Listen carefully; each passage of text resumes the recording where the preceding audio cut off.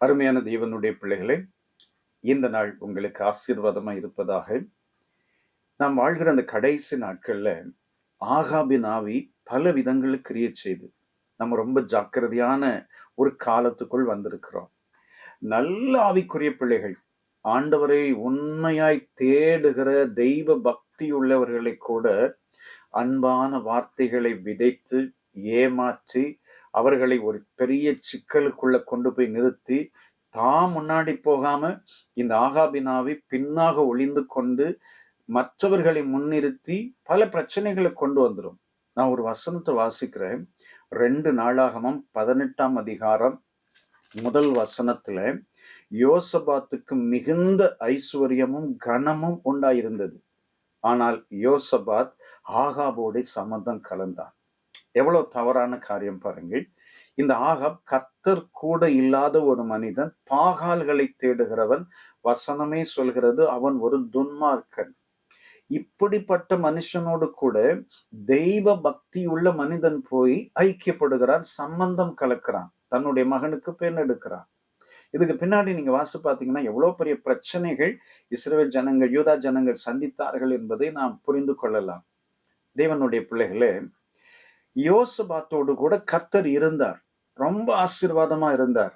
ஆனா யோசபாத்துக்கு ஒரு விருந்து வைக்கிறான் ஆகாப். விருந்து வைத்து, நான் ராமோத்தின் மேல் போய் யுத்தம் பண்ண போகிறேன், சீரியரோடு கூட யுத்தத்துக்கு போறேன், நீ வருகிறீரா என்று கேட்டவுடனே யோசபாத் சொல்கிறார், என்னுடைய ஜனங்கள் உம்முடைய ஜனங்கள், நான் கண்டிப்பா யுத்தத்துக்கு வருகிறேன். போகிறான். போகும்போது இந்த ஆகாப் என்ன ஒரு பயங்கரமான கிரிமினல் வேலை பார்க்கறான் பாருங்க. அவன் சாதாரண உடையோடு கூட யுத்தத்துக்கு போகிறான். யோசபாத்தை ராஜ வஸ்திரம் தரித்து யுத்தத்துக்கு போக பண்ணுகிறான். சீரிய ராஜா சொல்லியிருப்பான், நீங்க ராஜாவோடு மாத்திரம் யுத்தம் பண்ணணும், எல்லாரும் யோசபாத்தை சூழ்ந்து கொள்வார்கள். எவ்வளவு தந்திரமாய் இந்த ஆவி கிரியேட் செய்கிறது பாருங்கள். அருமையான சகோதரா சகோதரி, இந்த ஆகாபின் ஆவிகளுக்கு எச்சரிக்கையாயிருங்கள். ரொம்ப சக்கரையா பேசுகிற மாதிரி இருக்கும், ஆனா பின்பாக பல விஷமான காரியங்கள் இருக்கும். நம்ம ரொம்ப ஜாக்கிரதையா இருந்து நம்முடைய ஆவிக்குரிய வாழ்க்கையை காத்து கொள்ள வேண்டும்.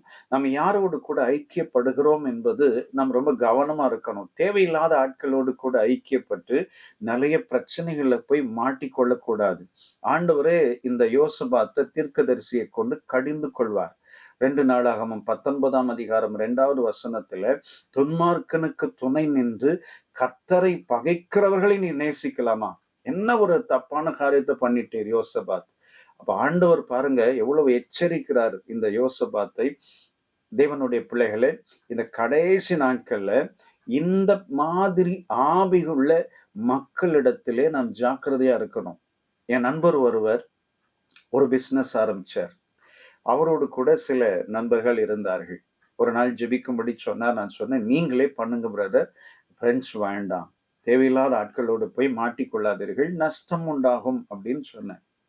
அவருக்கு நண்பர்களை விட மனதில்லை. தொழில் ஆரம்பித்தார்கள்.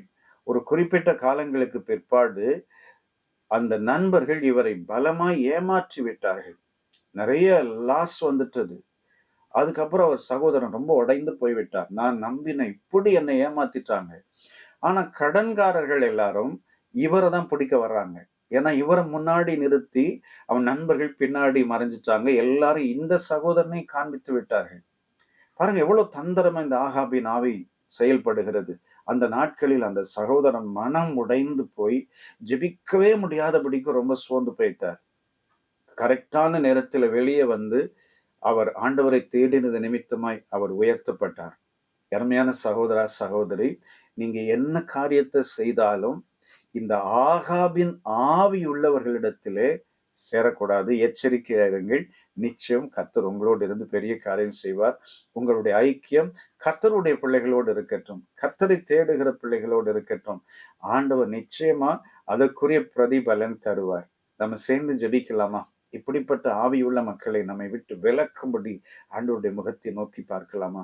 அன்பு தகப்பனே, இந்த ஆகாபின் ஆவி கிரியை செய்து வீணான பிரச்சனைகளுக்குள் கொண்டு போகிற இந்த ஆவியுடைய மக்களை எங்களை விட்டு தூரப்படுத்தும். நாங்கள் மிகுந்த ஜாக்கிரதையா எங்கள் ஆவிக்குரிய வாழ்க்கையை காத்து கொள்ள உதவி செய்யும். யோசபாத்தை போல நாங்கள் ஏமாறக்கூடாது ராஜா. உம்முடைய கரத்திலே ஒப்புக் கொடுக்கிறோம். இயேசு ரட்சகர் நாமத்தில் பிதாவே. ஆமென். ஆமென். God bless you. Amen.